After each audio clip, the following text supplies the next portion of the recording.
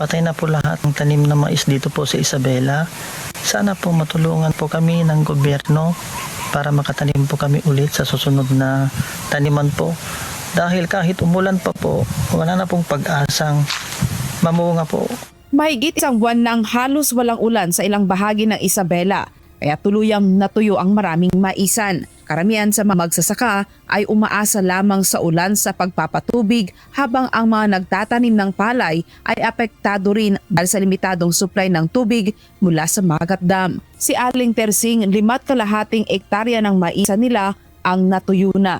Ang hirap, ma'am, kasi patay na lahat yung mga tanim namin, ma'am.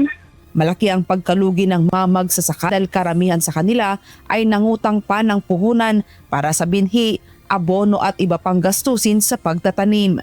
Dahil sa pagkawala ng inaasahang ani, naapektuhan na rin ang kanilang pang-araw-araw na pangangailangan at pag-aaral ng kanilang mga anak. Piktado na, ma'am, sabi nga yung estudyante namin, ma'am, hinto na lang ako, nanay. Wala na tayong pagpupunan. Samantala, ayon sa Nia Maris, mas mahigpit na nitong pinamamahalaan ang limitadong supply ng tubig mula sa Magat Dam dahil sa patuloy na pagbaba ng water level nito.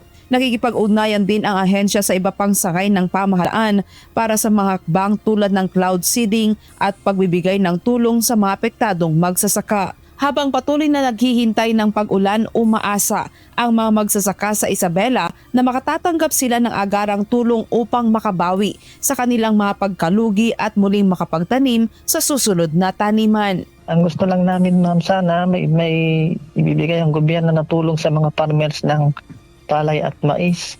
Kung ano po yung ibibigay nila, tatanggapin po namin basta makatulong sa amin para makapagtanim po kami sa susunod na taniman. Sinisikap ng UNTV News na maidulog sa lokal na pamahalaan ang kalagayan ng mga magsasaka upang alamin kung mayroon din silang mailalaan na agarang ayuda. Grace Dr. Lero, UNTV News and Rescue. Diyos ang aming santigan, serbisyo publiko ang aming pinahahalagahan.